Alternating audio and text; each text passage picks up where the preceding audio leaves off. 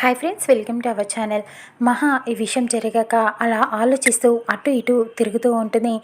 అర్చన వచ్చి కోపంతో అరుస్తూ ఉంటుంది. ఏంటి మహా, అసలు ఏం చేస్తున్నావో నీకు అర్థమవుతుందా? వెడ్డింగ్ డే నుంచి నువ్వు ఏం చేస్తున్నావో, ఏం మాట్లాడుతున్నావో, పిచ్చి పట్టిన దానిలాగా బిహేవ్ చేస్తున్నావో, అసలు ఎందుకు తీసుకువచ్చావు ఆ విద్యాదేవిని? నీకు అంతా తెలిసి కూడా ఆ సీత తీసుకురమ్మందని చెప్పి తీసుకొచ్చేస్తావా అని చెప్పి అడుగుతూ ఉంటుంది.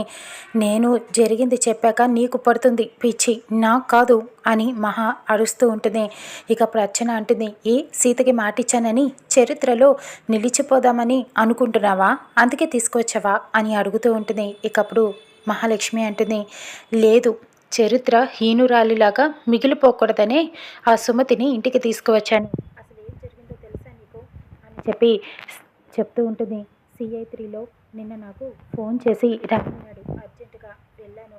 అప్పుడేం చెప్పాడంటే, ముఖర్జీ అని అతను ఫోన్ చేశాడు మేడం, మిమ్మల్ని అరెస్ట్ చేయమని చెప్పాడు. నేనేదో చీటింగ్ కేసు కూడా ఫైల్ చేశాడు మేడం, కానీ నేనేదో మామూలు మనిషి అని అనుకున్నాను. ఎలాగో అలాగా ఈ కేసుని నేనే డీల్ చేద్దాంలే, ఇంత చిన్నదానికి మీ వరకు ఎందుకులే రానిద్దామని చెప్పలేదు మేడం.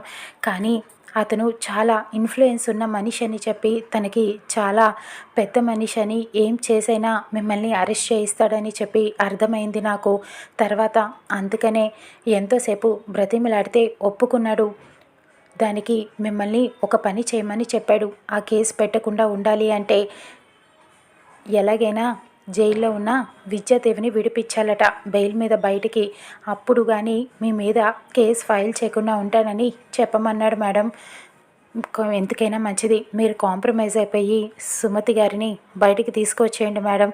మీకు అదే మంచిది, నాకు అదే మంచిది. లేకపోతే నేను కూడా మిమ్మల్ని అసలు కాపాడలేను మేడం అని చెప్పిన మాట గుర్తుకు వస్తుంది. అది జరిగిందంతా చెబుతూ ఉంటుంది. ఇది జరిగింది అని చెప్పడంతో అర్చన ఆశ్చర్యపోతుంది. ఏంటి, సీతకి ఇంత ఇన్ఫ్లుయెన్స్ ఉందా అని చెప్పి అడుగుతూ ఉంటుంది అర్చన. అది ఇన్ఫ్లుయెన్స్ కాదు, సీతని ముఖర్జీ కన్న కూతురులాగా చూసుకుంటున్నాడు. అందుకనే ఇలాగా సీత కోసం ఏదైనా చేస్తాడు ఆయన. కాబట్టి సీతే చేయించింది ఈ పని, కాబట్టి ఇప్పుడు నేను చేయక తప్పదు కదా అని చెప్పడంతో ఇక అర్చన షాక్ అయిపోతుంది. ఇదేంటి మహా ఇంత పని చేసింది, ఇప్పుడు సుమతిని జైల్లో నుంచి బయటికి తీసుకొచ్చేసింది. అత్త కోడలిద్దరూ కలిసి నీతో ఆడుకుంటారేమో మహా, జాగ్రత్త అని చెప్తూ ఉంటుంది. అదే కదా, కానీ ఏమీ చెయ్యలేదు. ఎందుకంటే సుమతి అని ప్రూవ్ కాలేదు. వాళ్ళ దగ్గర ఏమీ ఆధారాలు లేవు కాబట్టి ఏమీ చెయ్యలేరు. ఇంట్లో వాళ్ళెవరూ సుమతిని ఇష్టపడట్లేదు. అంతవరకు నేను సేఫ్గానే ఉంటాను అని చెప్తూ ఉంటుంది. తర్వాత సీత ముఖర్జీ దగ్గరికి వెళ్ళి కలిసి మాట్లాడుతూ ఉంటుంది. చాలా థ్యాంక్స్ బాబాయ్ గారు అని చెప్తూ ఉంటుంది. నాకెందుకమ్మా థ్యాంక్స్, ఎందుకంటే అంతా నువ్వే చేసావు కదా, అదంతా నీ తెలివితేటల వల్లే ఇలా జరిగింది మంచి అని చెప్పడంతో, లేదు బాబాయ్ గారు, మీరు చెయ్యిపోయే ఆ సహాయం వల్లే నేను బయటపడ్డాను, మా అత్తమ్మని బయటికి తీసుకురాగలిగాను. మీరు చేసిన సహాయం వల్లే ఇదంతా జరిగింది అని చెప్పడంతో, అదేముందమ్మా, నువ్వే మీ అత్తగారు చేసిన కుట్రలు కుతంత్రాలు బిజినెస్లోవన్నీ బయట పెట్టావు. నేను అరెస్ట్ చేద్దామని భయపెట్టాను, మీ అత్తయ్యను దారిలోకి వచ్చేసింది. ఇదంతా నీ ప్లానే కదా, ఇందులో నేను నిమిత్త మాత్రమే అని చెప్పడంతో, లేదు బాబాయ్ గారు, మీ అండాదండ మీలాంటి పెద్దవారు సహాయం చేయబట్టే నేను అనుకున్నది చేయగలిగాను, లేకపోతే నా వల్ల అయ్యేది కాదు. చాలా థ్యాంక్స్ బాబాయ్ గారు అని చెప్పడంతో, నేను త్వరలోనే మా అత్తమ్మ ఇంట్లో ఎవరు అనేది అందరికీ తెలిసేలాగా చేస్తాను, ఆఫీసులోది కూడా తొందరలోనే అన్నీ సరిచేస్తాను అని చెప్తూ ఉంటుంది. నిన్ను చూస్తే ముచ్చటేస్తుందమ్మా, నువ్వు అటు ఇంట్లో విషయాలు ఇటు ఆఫీసుల విషయాలు కూడా రెండు హ్యాండిల్ చేయగలుగుతున్నావు. నువ్వు చాలా మంచిదానివి సీత, నీకు ఎప్పుడు ఏ సహాయం కావాలన్నా చెప్పు, నేను చేసి పెడతాను.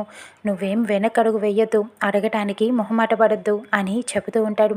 అలాగే బాబాయ్ గారు, వెళ్ళొస్తాను అని చెప్పి ఇక సీత వెళ్తుంది. అక్కడ మహాలక్ష్మి తన గదిలోకి వెళ్ళేటప్పటికి సుమతి తన చైర్లో కూర్చొని అలా ఉంటుంది. సుమతిని చూసి ఒక్కసారిగా మహాలక్ష్మి షాక్ అయిపోతుంది. నువ్వేంటి నా గదిలోకి ఎందుకు వచ్చావు, నా కుర్చీలో ఎందుకు కూర్చున్నావు అని నిలదీస్తూ ఉంటుంది. నీ కుర్చీలో కూర్చున్నందుకే నువ్వు ఇంత ఫీల్ అయిపోతున్నావు, మరి నువ్వు నా ఇంట్లోకి ప్రవేశించావు, నా వాళ్ళని నీ సొంతం చేసుకున్నావు, నా ఆస్తులు నా స్థానాన్ని నీ సొంతం చేసుకున్నావు, మరి నేనెంత ఫీల్ అవ్వాలి అని చెప్పి అడుగుతూ ఉంటుంది. అది నీ దురదృష్టం అని చెప్తూ ఉంటుంది మహాలక్ష్మి. ఇకప్పుడు సుమతి అంటుంది, దురదృష్టం కాదు, నీ కుట్ర కుతంత్రాలు స్వార్థం ఇవే నువ్వు అని చెబుతూ ఉంటుంది. కానీ అది నీ దురదృష్టం, నీ తెలివి తక్కువతనం అని మహాలక్ష్మి చెప్తూ ఉంటుంది. అవును, నా తెలివి తక్కువతనమే, పాముకి పాలు పోసి పెంచాను, కానీ నాలాగా సీత కాదు. సీత చాలా తెలివి కలది, ఈ పాటికే నీకు అర్థమయ్యే ఉంటుంది కదా. ఇప్పుడు అసలైన ఆట మొదలవుతుంది. కొన్నేళ్ల క్రితం నా స్థానాన్ని నువ్వు తీసేసుకొని నన్ను ఇంట్లో నుంచి బయటికి పంపించేసావు. దిక్కు మొక్కు లేని దాన్నని చెప్పి స్నేహం కొద్దీ నిన్ను ఇంటికి తీసుకువచ్చాను, కానీ నువ్వేమి చేసావు, నా స్థానాన్ని లాగేసుకొని నన్ను చంపించేశావు. అప్పుడు నేనేదో అదృష్టం కొద్దీ బయటపడ్డాను, కానీ నేను చనిపోయాననుకొని నా స్థానాన్ని నువ్వు తీసేసుకున్నావు, నావన్నీ కూడా నీ సొంతం చేసుకున్నావు. ఇప్పుడు మళ్ళీ ఇన్నేళ్ల తర్వాత నేను కష్టాల్లో ఉంటే నన్ను ఈ ఇంటికి తీసుకొని వచ్చావు. అప్పుడు నువ్వు ఏదైతే చేసావో నన్ను సైడ్ చేసి అన్నీ నీవి అని అనుకునేలాగా చేసావో, ఇప్పుడు నా స్థానాన్ని నేను తీసుకొని నిన్ను సైడ్ చేస్తాను, చూస్తూ ఉండు. ఇది నా ప్లాన్ కాదు, సీత ప్లాన్ అని చెబుతూ ఉంటుంది. ఇకప్పుడు మహాలక్ష్మి షాక్ అయిపోతుంది. సుమతి చెప్పిన మాటలకి వస్తాను అని చెప్పి సుమతి అక్కడి నుంచి వెళ్ళిపోతుంది.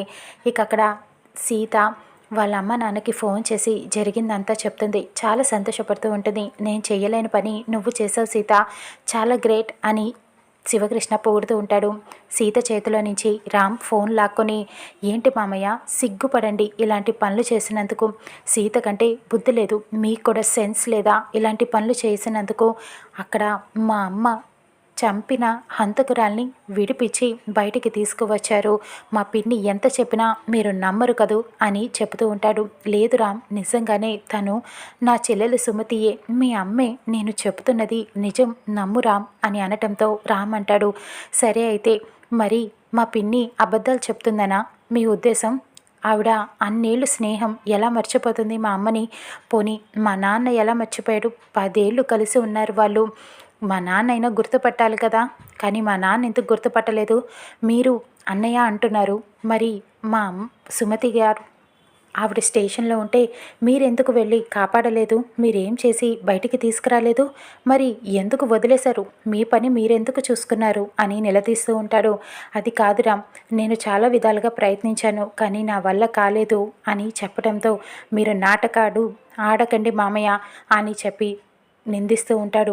ఎప్పటికీ నేను ఆవిడని క్షమించను, ఆవిడ మా అమ్మ కాదు అని చెప్పి ఫోన్ ఇచ్చి సీతకి వెళ్ళిపోతాడు. ఇక సీత బాధపడుతూ ఉంటుంది. రామ్ని బాధ పెట్టకు, ఎలాగైనా నేను నిజం బయటికి రప్పిస్తాను నాన్న, అంతవరకు నా యుద్ధం ఆపను అని సీత అంటుంది. ఇంకా గదిలో వెయిట్ చేస్తూ ఉంటుంది. సుమతి వచ్చి సీతతో మాట్లాడుతూ ఉంటుంది. అత్తమ్మ నాకు చాలా సంతోషంగా ఉందని సుమతిని పట్టుకొని అటు ఇటు తిరిగేస్తూ ఉంటుంది. నాకు చాలా సంతోషంగా ఉంది, ఎవరైనా కోడల్ని ఇంటికి తీసుకొని వస్తారు అత్త, కానీ నన్ను ఈ అత్తను నువ్వు ఇంటికి తీసుకొని వచ్చావు అని సుమతి చెప్తూ ఉంటుంది. ఇది నా ఇల్లు మాత్రమే కాదు సీత, నీ ఇల్లు కూడా చాలా సంతోషంగా ఉంది అని చెప్పడంతో రామ్ వస్తాడు.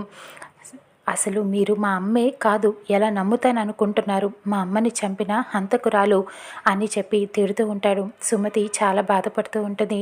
నా కన్న కొడుకే నన్ను గుర్తుపట్టలేకపోతున్నాడు, చాలా బాధగా ఉంది సీత అని అనటంతో, ఎక్కువ రోజులు ఈ కష్టం ఉండదత్తమ్మా, చూస్తూ ఉండండి, రేపటి అనేది ఉంటుంది, నేను మిమ్మల్ని నిరూపిస్తాను అని చెప్తూ ఉంటుంది. ఇక డైనింగ్ టేబుల్ దగ్గర అందరికీ సీత టిఫిన్ వడ్డిస్తూ ఉంటుంది.